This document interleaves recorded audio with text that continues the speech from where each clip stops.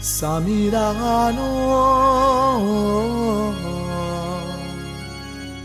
මගේ ගෙදරාවේ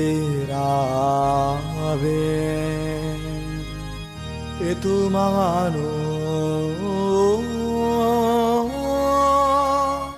සතපයිමාන තනබිමේ ඔවුන්ගෙන් එක්කෙනෙකු තමා සුව වූ බව දැක මහා හඬින් උන්වහන්සේට ගෞරව කරමින් පෙරලා આવොත් උන්වහන්සේගේ පාමුල වැඳ වැටි උන්වහන්සේට ස්තුති කළේය.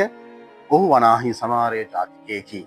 මේ ජේසුගේ සුවය ලැබූ කෙනෙක් ගොඩ දෙනෙක්ගෙන් එක්කෙනෙකුට දැනිලා ඇවිල්ලා ජේසුට වැඳ නමස්කාර කරනවා, ස්තුති ප්‍රශංසා කරනවා.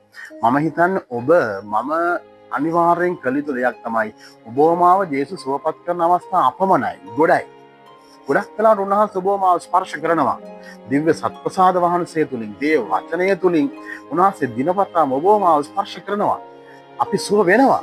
නමුත් අපි අතර ඉතා අල්පයකටයි දැනෙන්නේ මම ගිහිල්ලා ජේසුට ස්තුති කරන්න ඕනයි කියලා. ජේසුගෙන් ඉල්ලනවා. නැති වුණු දේවල් හොයනවා.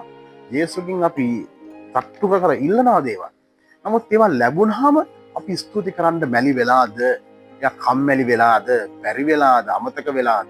මට දවසකුත් කෙනෙක් එහෙම කෝල් එකෙන් කියනවා, "ෆාදර්, අනේ ෆාදර්, මට ජේසුට ස්තුති කරන්න අමතක වුණා. දැන් මාස දෙකකුත් ගිහිල්ලා. මොකද මං කරන්න ඕනේ?" ඔව්, සමහර වෙලාවට ක්ෂණිකව අපි ඉල්ලනවා උන්වහන්සේ දීලා. නමුත් අපිට අමතක කරන්න ගොඩක් කල් දාලා. වෙනස් වෙමු. ස්පීඩ්